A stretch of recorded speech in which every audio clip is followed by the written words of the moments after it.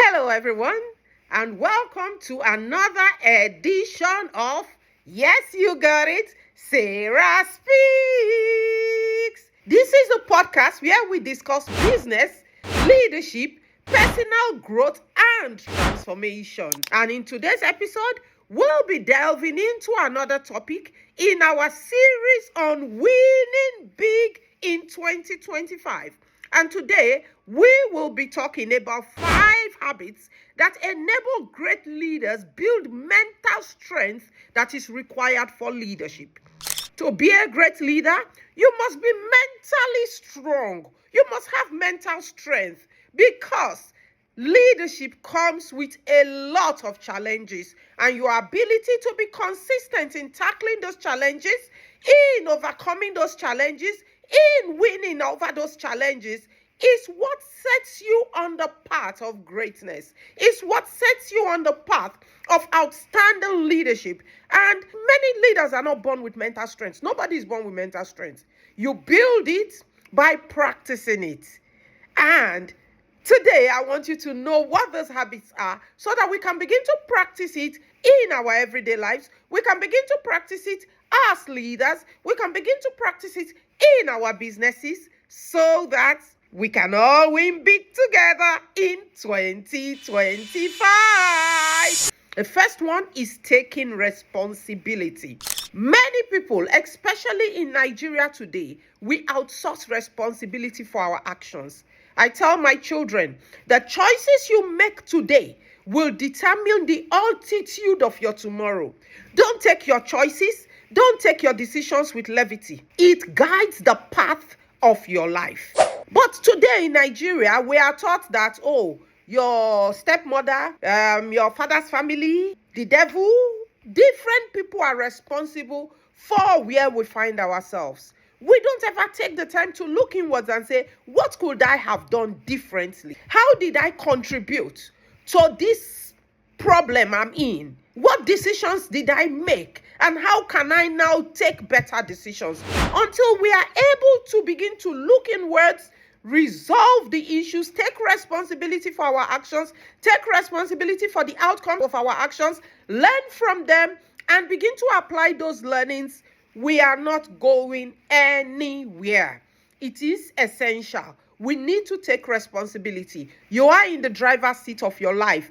If you outsource your power, it is your decision to outsource the power. Ultimately, you are still accountable. You are still responsible. So we now need to begin to say, how do I use that responsibility? How do I apply that power? How do I grow? How do I change? What do I need to do? One thing we need to realize is that growth never happens in your comfort zone. It doesn't happen there. Growth happens when you face those challenges, when you face those adversities, when you look it in the face, do what needs to be done, go through that difficulty, and still be standing.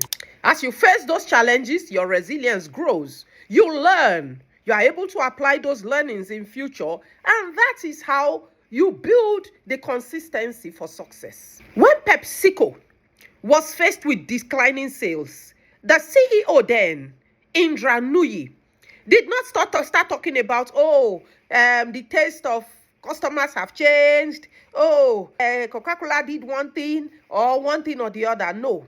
She looked that problem in the eye and said, what can we do to change the trajectory of our sales? And what did she do? She introduced healthier options to transform the company's culture. She applied lean principles, sales soared, and PepsiCo began to make a profit and became very profitable under her watch. But it was because she took responsibility. She did not outsource the responsibility for the problem or for the reduced sales or for the trajectory of the profitability of PepsiCo. And that is how great leaders think. They look the situation and they begin to look at, how do I solve this problem? They do not outsource responsibility. They do not shirk responsibility. They look at it. They propose a solution, they implement a solution, they learn from that solution, they move forward, and they win. Another habit of great leaders, mentally strong leaders, is that they embrace discomfort. Yes, Nobody won in their comfort zone. I said it before. You embrace discomfort. Change is a constant in life. But we all know that change is also a very difficult process. Because the way the human is programmed, you want to do things the same way it's always been done. You want to be in your comfort zone. But if you want to grow, if you want to succeed, you need to get out of those comfort zone. Growth doesn't happen in the comfort zone. Innovation doesn't happen in the comfort zone. Ideation doesn't happen in the comfort zone. You need to get out of the comfort zone. You need to think outside the box. You need to tackle new and emerging challenges head on. You need to do things in a way that has never been done before, so that you can get a different result from the results people have been getting before. That is the way to win big. Let's look at Elon Musk, who at the same time set up SpaceX and set up Tesla, electric vehicle, space vehicles, things that people look at as difficult. It's not been done before. How does he get to do it? He did it because he moved out of his comfort zone. He was ready to pay the price. He was ready to challenge head on. He was ready to look those experts in the face and say, yes, it has never been done before, but through me, we will get it done. And he succeeded. And today we talk about his success story because he went outside the comfort zone. I've read about where Elon Musk was actually sleeping on the production floor when he was tired, because he just needed things to move, and he took responsibility and needed to be there to drive it. Because he didn't expect people to work 24, 48 hours while he was sleeping in his house. He was on the shop floor with them. He was making those decisions with them. He was trying to tackle those difficult processes with them, because he knew that it will take all of us working together, embracing discomfort to win in this race. And yes, he won. Yes, he did. You need to master your emotions. People who react emotionally to issues will not go far. You need to take a deep breath. You need to master your emotions. Great leaders don't allow their emotions to becloud them. They make decisions based on the vision and the facts, the figures, the current reality. They are not moved by emotions. Great leaders learn how to respond to issues, not react to issues. Yes, you heard me right. They learn how to respond to issues and not react to issues. And that is where great leaders are different. They do not react. They are not reactive. Rather, they are proactive. They are caring. And I always talk about this, my very good friend and former boss, who always used to say that when you show your workers your heart, they will give you their hands. You need to show your employees that you care. You need to rise above being a doer to being a leader of doers. And for those people to do and give their best and love what they do, you need to care, and they need to know that you care. Because when you give them your heart, they give you their hands, they give you their heart. When people say, I love my job, yes, they love the leader, because the leader creates the culture and the environment for the doers and the employees to thrive. So as a leader, you must learn to master your emotions. Don't react to situations. Don't take decisions without asking questions. Always understand the why of what happened before you make a decision.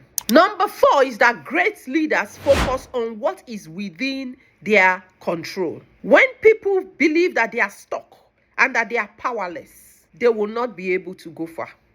But when you know that what happens to me does not define me, what defines me is how I react or respond to the situation of things, the challenges I face, the things that happen to me. Because I cannot hold back the rain from falling. I cannot hold back the sun from shining. But if I make hay when the sun shines, by the time the snow or the rain comes, I will have a barn full of grain that will sustain me through the winter period. So, focus on what is within your control. Don't feel powerless. There are things within that situation that is within your control. Take a hold of them, run with them, and you will see that you can make a difference. And the fifth thing is that great leaders are consistent. Motivation is good, but discipline is better. Being able to show up when you don't feel like it. Being able to do what it takes. It's about those little things that we do every day. Those little decisions that we make every day. That's what makes the difference. I will use an example. Brushing your teeth for 2 minutes twice a day is what keeps your teeth healthy and your mouth fresh. If you say, I won't brush my teeth for 2 minutes twice a day, but I will go to the dentist once every quarter, that should suffice. It doesn't suffice. Brushing your teeth for 2 minutes every day doesn't make that big a difference. But over the long term, that you do it consistently every day, you find out that as you get older, your teeth remains healthy, your mouth remains healthy, your breath is fresh because of the consistency. It's the same way with everything in life.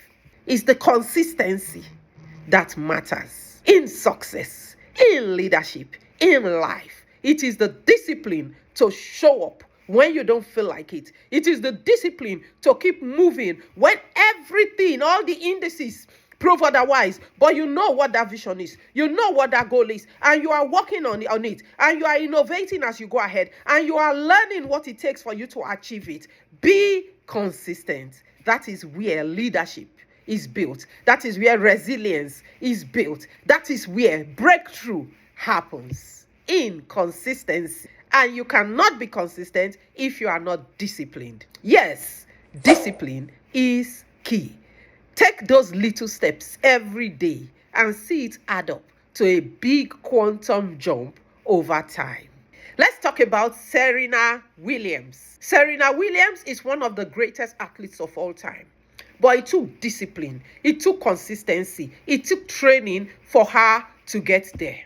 If you want to talk about Kobe Bryant, I hear Kobe used to train at 4 a.m. He will wake up, everybody else is sleeping, because he wanted to be the best in his trade. And he was consistent in being able to train even when he didn't feel like it. Let's look at Michael Jordan, who was told and rejected in high school basketball that he wasn't good enough. He took that as a challenge. He worked at it, and he's one of the greatest athletes and basketballers that we have today. 5 times, I think, or 7 times most valuable player. And he has won accolades and awards in a sport that he was told he wasn't good enough. You want to talk about J.K. Rowling? We all know her and her Harry Potter series.